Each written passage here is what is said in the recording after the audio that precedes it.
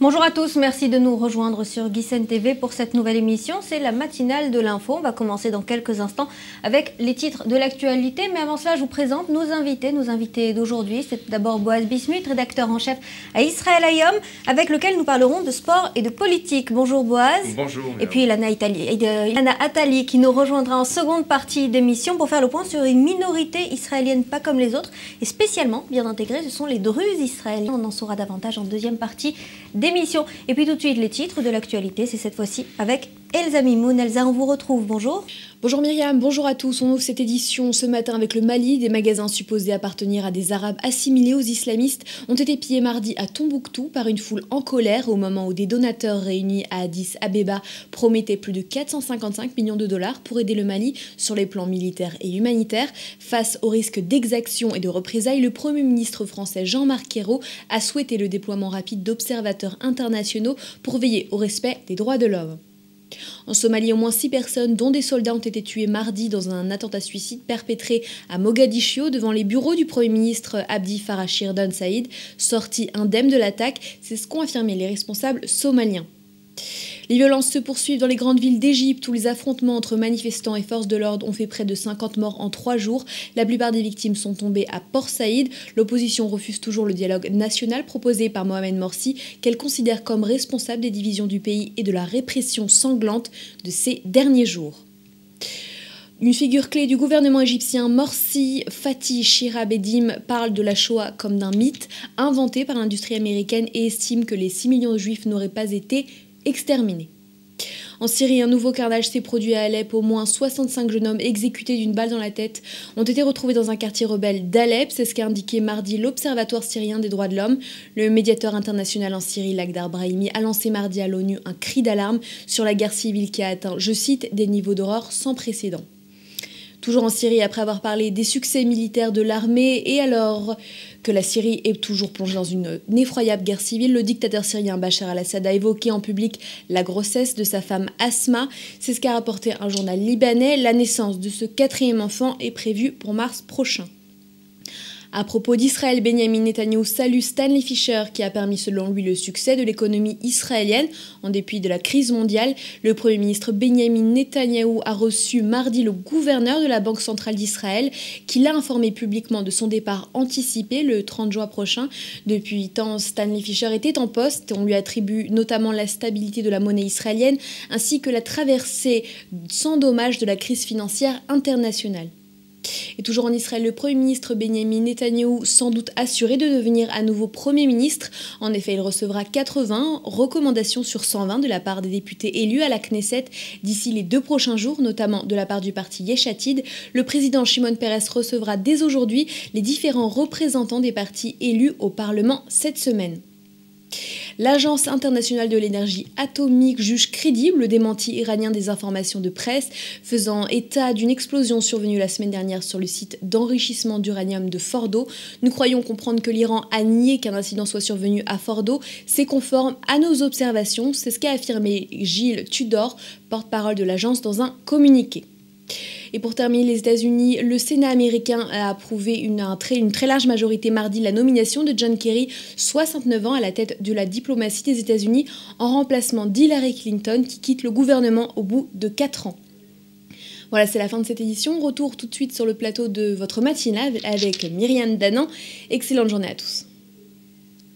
Voilà, et puis donc la suite des titres de l'actualité dans quelques instants. Boaz, le départ de Stanley Fischer, c'est un coup dur pour Israël? Évidemment, je crois que c'est Monsieur Économie, je crois que c'est un des plus grands connaisseurs, pas seulement en Israël, mais dans le monde entier. Souvenez-vous, une personne même qui se voyait successeur de Strauss-Kahn à l'époque à la tête du FMI. Je pense que c'est un sacré coup, surtout lorsque l'on parle d'années assez dures devant nous. Alors Boaz, on va passer à notre sujet d'aujourd'hui. On le disait, c'était sport et politique, 2 domaines qui ne vont pas très bien ensemble. À chaque fois qu'ils ont été un petit peu trop proches l'un de l'autre, ça s'est mal passé. Et puis encore une fois, ces derniers mois, leurs chemins se sont peut-être trop souvent croisés. Il n'y a eu que de nombreux exemples, de Port Saïd en passant par le Beitar Jérusalem et puis en arrivant jusqu'à l'organisation de la Coupe de l'UEFA en juin prochain en Israël, que des contestations, des manifestations. C'est l'occasion à chaque fois de faire passer des messages politiques qui sont peut-être mal placés. C'est la place du sport de faire passer de tels messages? Ben, je veux dire qu'on n'a rien inventé. C'est vrai que sport et politique, si on regarde un petit peu au passé ou le passé, le sport était toujours là, soit un petit peu pour occuper les foules, soit justement un petit peu pour aider les hommes politiques. Alors on va commencer un peu par l'Empire romain et bien sûr les foules avec les gladiateurs. Donc on savait très bien manipuler les foules par le sport de l'époque, bien sûr. Et puis par la suite, on sait très bien que les Chinois, avec la politique du ping-pong, ce qui amenait même Kissinger jusqu'à Nixon, bien sûr, à Pékin en 72, jusqu'aux relations en 79. On se souvient très bien aussi d'une guerre, la guerre des 100 jours entre l'Honduras et l'El Salvador, pas à cause d'un match de foot en juillet 69, ou encore on peut penser assez récemment en 98, la fameuse Coupe du Monde en France où la France a gagné, le fameux match États-Unis-Iran où les Iraniens avaient reçu des cadeaux des Américains et ont battu les Américains. Et puis est-ce que ça a changé quelque chose? Alors là, sur votre question, c'est vrai que cette semaine, beaucoup de politique et beaucoup de sports qui sont mêlés un à l'autre. Alors on va commencer peut-être par le premier, bien sûr, les événements en Égypte. Et tout ça pourquoi? Par une décision de la Cour de justice au Caire et pas à Port Saïd, qui a condamné. Alors justement, ils ont été très nombreux à dénoncer des manipulations politiques. On va revenir plus en détail sur Port Saïd dans quelques instants, en attendant un reportage qui refait le point sur ces derniers événements. Février 2012, 74 personnes trouvent la mort suite à un déchaînement de violence après une rencontre de football à Port Saïd. 26 janvier 2013, le verdict à nouveau embrase Port Saïd. Les juges condamnent à mort 21 personnes impliquées dans le drame du match. Une récupération politique pour certains, notamment pour les familles de condamnés, qui seront les premiers à aller manifester. Des violences éclatent aussitôt en Égypte, avec un bilan lourd à l'arrivée. 50 personnes sont mortes et des centaines blessées dans les manifestations. En juin 2013 est programmé l'Euro de l'espoir en Israël. Ceci a suscité plusieurs manifestations pro-palestiniennes un peu partout en Europe. Dernière en date, notamment celle du 25 janvier où des activistes ont fait irruption au siège de l'UEFA en Suisse, exigeant l'annulation de la compétition en guise de soutien à la cause palestinienne. Michel Platini, récemment en visite en Israël, fait front, persiste et signe. La coupe aura bien lieu là où cela a été décidé, puis fait marche arrière et demande le temps de la réflexion.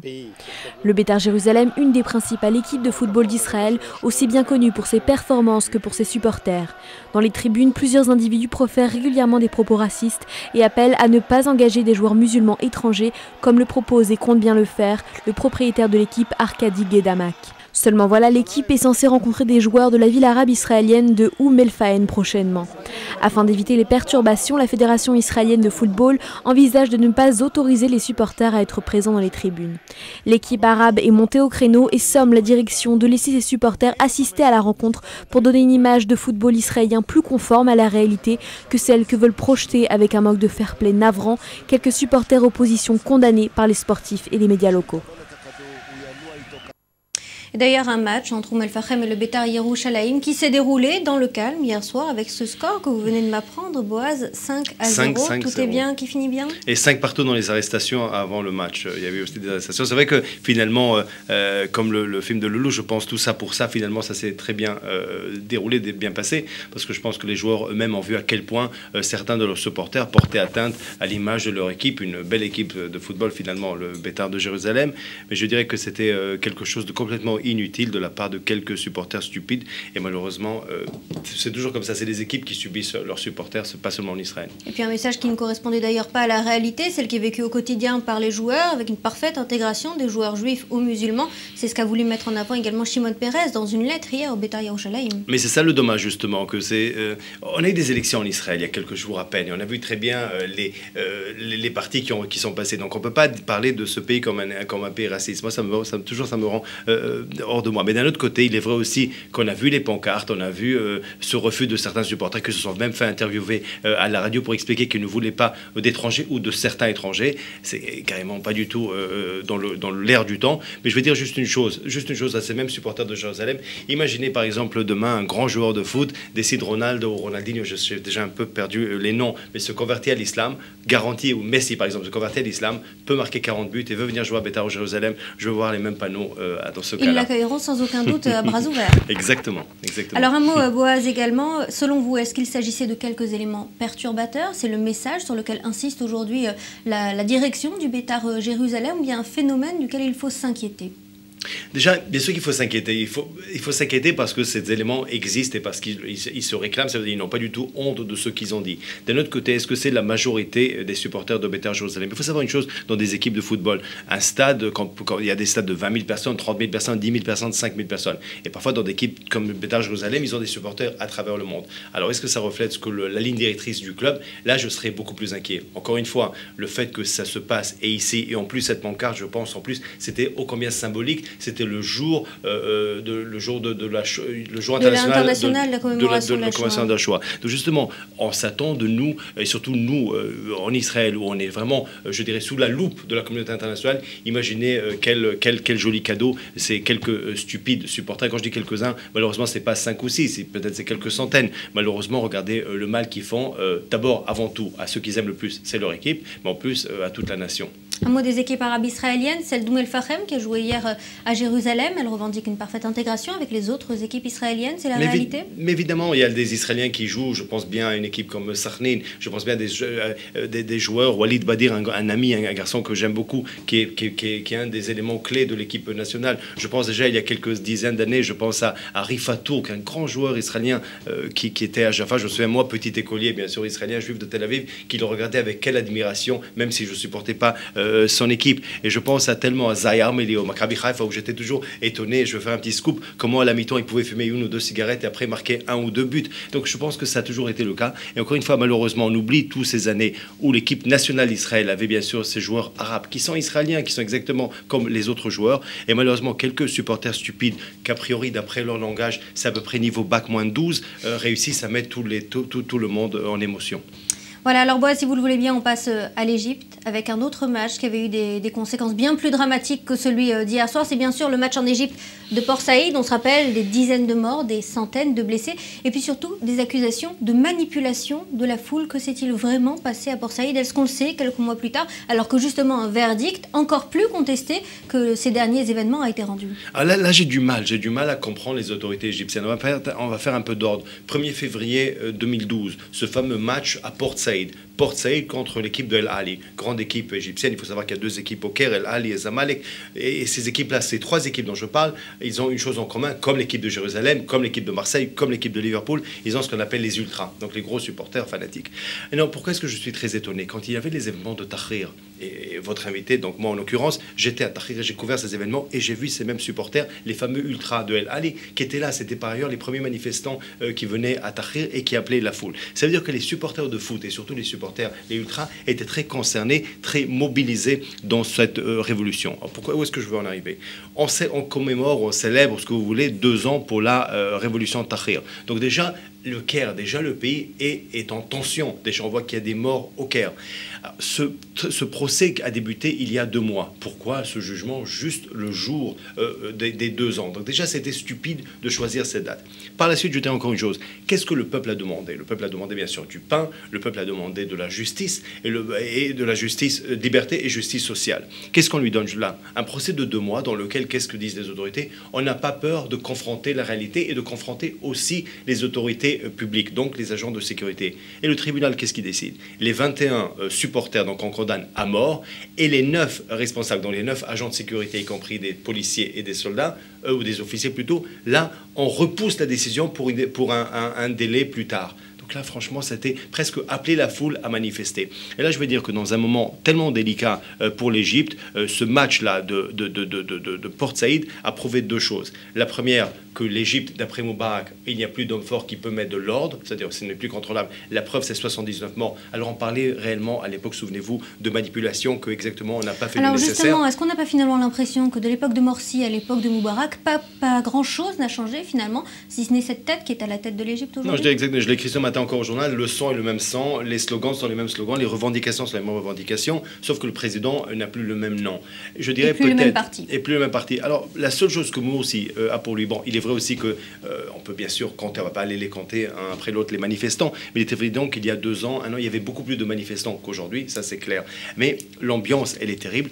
La foule en Égypte n'a pas voulu ni de despotes laïcs, ni de despotes islamistes, dans ce cas-là, ou islamiques, mais ce qui est important important à noter, c'est que Morsi, il est vrai à deux choses que Moubarak n'avait pas. Morsi a la crédibilité des urnes, parce qu'il a gagné les premières élections libres. La deuxième chose qu'il a, c'est qu'il a le soutien international. Souvenez-vous, il y a quelques mois encore, il avait reçu les éloges même du président Obama après l'opération au Gaza. Est-ce qu'il a toujours l'un et l'autre après avoir tenté son coup de force, c'est celui de s'abroger tous les pouvoirs il y a seulement quelques semaines? Est-ce que les manifestations d'aujourd'hui montrent finalement qu'il n'a plus vraiment cette crédibilité populaire? Alors deux choses, je voudrais dire deux choses. La première, je pense que, vous savez, les frères musulmans ont fait une grave erreur. La première était excellente, ils ont fait une très très bonne lecture de la situation. Ils ont vu très bien qu'il y a d'un côté les libéraux qui se battent contre l'armée. Ils étaient là à attendre, on a vu une coalition complètement contre nature avec l'armée, ils prennent le pouvoir tous les deux, ils mettent les libéraux, ceux qui sont sortis dans la rue, hors jeu, et puis par la suite, très très vite, quelques mois après, Morsi met Tentaoui à son tour hors jeu. Sauf que, un petit événement qui s'est passé cette semaine, vous savez, au Caire, pas très loin de la place Tahrir, il y a l'hôtel Intercontinental, l'hôtel Semiramis, très très bel hôtel. Une des raisons pour lesquelles les journalistes aiment couvrir ces événements, peut-être, c'est pour aller à cet hôtel. Sauf qu'on se sent en sécurité. Qu'est-ce qui s'est passé cette semaine? Le directeur de l'hôtel qui appelle l'armée pour venir parce que la foule rentre dans l'hôtel, qui aurait cru, et l'armée qui ne vient pas. Et pourquoi? Parce que l'armée aujourd'hui, elle montre à Morsi, tu voulais être seul, tu vas voir ce que c'est être seul. Autrement dit, Morsi n'est pas autant soutenu par l'armée que ce qu'il aurait bien voulu le faire, et ce d'ailleurs après en avoir décapité les chefs. Un dernier mot, Boaz Bismuth, sur ces événements de Port Saïd. Après, on part à une personnalité bien connue outre-Atlantique. Il s'agit bien sûr de Michel Platini. Un mot sur cette foule, sur ces supporters. Est-ce qu'ils sont ou pas politiquement manipulés aujourd'hui par un bord ou l'autre en Égypte? Ils sont déjà, je l'ai bien dit, d'abord ils sont politiquement concernés. Revendications populaires, oui, mais est-ce que derrière ces revendications, ils sont orientés d'un côté ou de l'autre? Alors déjà, il y a cette lutte entre le Caire et bien sûr les villes d'Alexandrie, d'Ismaïlia, de Port Saïd. Déjà cette frustration, parce que vous savez que l'état d'urgence a été que dans ces fameuses villes sur les Nils et pas sur le Caire. Alors déjà, il y a cette querelle entre ces deux clubs. Mais je peux dire une chose, de la même façon que les supporters de El Ali ont utilisé et manipulé. Alors déjà, dans le quotidien, on manipule un petit peu la situation déjà pour ouvrir les prisons et laisser tout le monde sortir. En plus, l'Égypte a faim. Donc ça, c'est aussi une magnifique occasion d'utiliser chaque chose qui se passe justement pour utiliser ça. Alors je ne sais pas si on peut appeler manipulation. Dans le terme manipulation, il y a bien sûr le côté péjoratif. Mais bien sûr, on utilise chaque chose pour montrer à quel point le pays est malade. Et vraiment, c'est de la dégringolade. On peut être très très inquiet parce que c'est un pays, bien sûr, nous sommes concernés. Il ne faut pas oublier que des deux côtés, aujourd'hui, quand on est à Tel Aviv, ou à Jérusalem, ou à Ashkelon, ou à Haïfa, et on ouvre la fenêtre, on a un courant d'air des deux côtés. Damas d'un côté et le Caire de l'autre. Merci Boaz. Alors on parle à ce troisième événement qui mêle sport et politique et concerne cette fois-ci israéliens et palestiniens. Coupe de l'UEFA et Sport 2013. Ce sera en juin prochain, normalement, en Israël. Normalement parce que les manifestations pro-palestiniennes contre l'organisation d'un tel événement se multiplient en Israël, et que contrairement à ses propos tenus lors de sa visite lors de son dernier entretien avec Shimon Peres il y a quelques mois, eh bien Michel Platini semble faire demi-tour. Je vous propose de l'écouter et puis on en reparle tout de suite. Hier, en effet, il y a des gens qui m'ont demandé, mais je vais dire ce que je leur ai dit. Je leur ai dit que laissez-moi réfléchir et que je prendrai une décision dans l'année. J'ai besoin de réfléchir, ma décision, je la prendrai dans l'année. C'est inquiétant, non? C'est terrible. C'est pas inquiétant, c'est terrible. Et je dirais que d'un championnat d'Europe d'espoir, ça peut devenir pour moi une histoire de désespoir. Parce que si éventuellement c'est la décision qui va être prise ou un retour en arrière d'une décision importante, je veux dire une chose. Déjà, on a trop mêlé, bien sûr, le sport et la politique. Bien sûr, quand j'ai évoqué au début les fameux événements, j'ai oublié, bien sûr, le boycott des Jeux Olympiques, aussi bien à Moscou, à Los Angeles. Donc on a beaucoup utilisé... Ces Jeux Olympiques qui sont là pour faire passer un message pacifique. Bien sûr, de pacifique. Donc déjà, le fait d'utiliser le sport, ça c'est quelque chose qu'Israël a beaucoup subi. Certains sportifs d'entre nous, bien sûr, ont gagné grâce à ça et sont partis. Je me souviens très bien, bien sûr, de certains sportifs chez nous, que les Iraniens ne sont pas venus les confronter et puis ils pouvaient se retrouver pratiquement avec une médaille, et tant mieux. Mais on préfère ne pas avoir de médaille et réussir quand même à avoir plus de relations. Je crois que ça, c'est quand même mieux. Mais je veux dire juste une chose. Israël, à cause de la situation politique, a dû parfois envoyer ses équipes de foot jusqu'en Océanie. Moi, j'espérais ou je pense que cette époque a été révolue. C'est pas parce qu'il y a certains manifestants qui manifestent contre des produits israéliens qu'on veut boycotter dans certains prix uniques, dans certaines banlieues, dans certaines villes de France ou d'Angleterre, qu'il faut aussi arriver à boycotter ce qui se passe en Israël. Ces manifestations pro-palestiniennes, on peut soutenir leur message ou bien le contester. La question est de savoir, est-ce que la place du sport aujourd'hui est de faire passer des sanctions ou pas? Moi, j'ai toujours été contre des sanctions dans le sport. Je pense au contraire, le sport, je pense, vous savez, on est, avec les Chinois, on n'est pas toujours d'accord, sauf quand on rentre bien sûr dans un restaurant chinois où on veut manger tout, condition que ça soit cachère, bien sûr. Mais là, on a du mal, on change de restaurant. Mais pour être sérieux maintenant, je vais dire juste une chose. Je veux dire qu'au contraire, même les Chinois, quelle culture, quelle histoire, ont très bien compris à quel point, avec le sport, on peut arriver à des choses. Et si j'ai commencé par la diplomatie de ping-pong, alors on va l'utiliser à nouveau. Regardez les Américains, ils ont compris le message que les Chinois leur ont fait passer via le sport. Quelques années après, les Indonésiens ont reçu la même offre, et ils ne sont pas venus. Je veux dire une chose, je crois que c'est vraiment... Un message pour Michel Platini ? Vous savez, je veux dire peut-être un message pour Michel Platini. Comme vous avez vu, je suis le sport, j'adore le sport. J'ai débuté ma carrière comme journaliste sportif.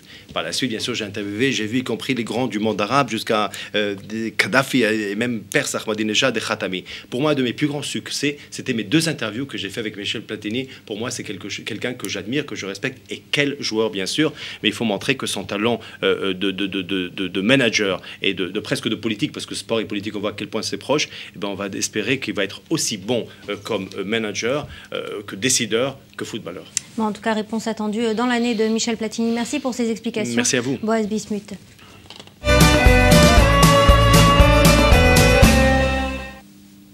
Voilà, seconde partie de cette émission. On vous retrouve Ilana Atali avec un tout autre sujet. On va parler de cette minorité israélienne quasi parfaitement intégrée. Ce sont les Druzes. Vous êtes là pour nous les présenter. Ouais, une communauté fascinante s'il en est. On parle d'un groupe ethnique et religieux qui représente à peu près 110 000 personnes en Israël. Une petite minorité représente 1,6% de la population. Et ils appartiennent plus largement à la communauté arabe israélienne. Ils parlent arabe, mais ils ne pratiquent pas l'islam. Ils pratiquent une religion qui leur est propre, dont on va un petit peu plus parler après. Ils vivent en Syrie, au Liban et en Israël. Et ils sont à travers le monde à peu près 1 million.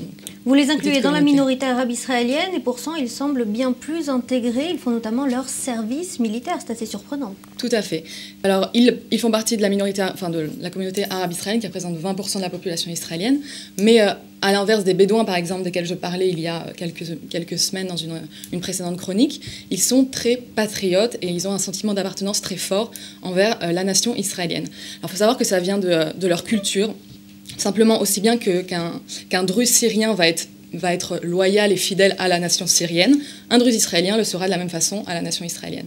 Donc on voit un très très fort taux d'adhésion à l'armée, ils ont un bataillon spécifique, ils sont, par exemple, si on reprend au niveau de l'histoire du pays, dès 1948 à la guerre d'indépendance, ils ont combattu aux côtés des soldats israéliens pour défendre donc le territoire nouveau d'Israël. Voilà, donc une communauté très très intégrée par le biais de l'armée, par le produit de l'armée. Vous nous parlez d'une religion et d'une culture proche de l'islam, mais qui en est également très différente. Pourquoi ? Tout à fait. En fait, la racine part de l'islam, part de la branche chiite de l'islam, plus précisément la branche ismaélienne. Alors en fait, à la base... Qui n'est pas la plus amicale envers Israël. Non, à la base non. Mais en fait, ça prend racine au Xe siècle en Égypte, sous le califat de Fatimide. Et en fait, avec le temps, si vous voulez, c'est plutôt une philosophie qu'une religion, on va dire, plutôt un mysticisme. Et au fur et à mesure du temps, ils se sont en fait détachés de l'islam, ce qui leur a valu d'ailleurs beaucoup de persécutions et d'hostilité des chiites, des sunnites et même des chrétiens. Et en fait, si vous voulez, ils ont pas de liturgie, ils n'ont pas de lieu de prière, ils ne respectent pas des préceptes précis ou des interdits pour eux. Ils sont monothéistes, ils croient en l'unicité de Dieu, et pour eux, en fait, l'unicité, la symbiose avec Dieu passe par un mysticisme au quotidien, plus que par le respect d'interdits et de préceptes. Donc, ils se détachent largement de toutes les religions monothéistes, au final. C'est vraiment une philosophie. Alors, on va en revenir à leur forte adhésion à l'armée israélienne, à leur patriotisme, comme on l'a présenté. Depuis l'établissement de l'État d'Israël, les Druzes ont choisi de se porter volontaires, c'est-à-dire que l'armée ne leur a pas été imposée. Pas du tout. Donc, comme je le disais, dès la guerre d'indépendance de 1948, ils se sont portés volontaires pour combattre auprès de l'armée israélienne. Et à partir de... il y a 2 dates importantes. En 1956, le gouvernement israélien met en place, avec la tête de la communauté druze, l'obligation donc, de l'enrôlement des jeunes druzes dans l'armée israélienne. Et en 1979 a été créé un bataillon spécifique qui s'appelle le Kherev, qui signifie en hébreu épée, et qui est en fait un bataillon au sol qui est spécialisé dans la défense des frontières nord, là où vivent principalement les Druzes, donc dans le Golan, en Galilée et dans les montagnes du Carmel. Et alors justement, vous êtes attaché au parcours de l'officier druze le plus gradé de l'armée israélienne, c'est le général de brigade Mofid Ganem. Tout à fait. Alors dans le cadre de cette chronique, j'ai un petit peu fouillé les archives de Tsahal, de l'armée israélienne, et je suis tombée sur ce témoignage très intéressant de ce général Mofid Ganem, surdécoré, qui en fait a commencé son service de manière normale et qui a voulu continuer donc à développer une carrière militaire. et a, au fur et à mesure, gravi les échelons. Il explique que pour lui, l'institution de l'armée est une institution très intéressante dans le sens où elle est... où c'est basé sur la méritocratie, où il y a un égalitarisme, peu importe d'où on vient, on arrive avec les mêmes droits, les mêmes devoirs, et que c'est vraiment un creuset d'intégration. Et il explique d'ailleurs qu'au niveau de sa famille, son père a combattu durant la guerre d'indépendance en 1948, que ses fils sont dans des unités combattantes, l'un dans les corps de blindés mécanisés et l'autre est parachutiste, donc vraiment une culture familiale très très liée à l'armée. Il explique que c'est général dans la communauté druze, que c'est quelque chose de...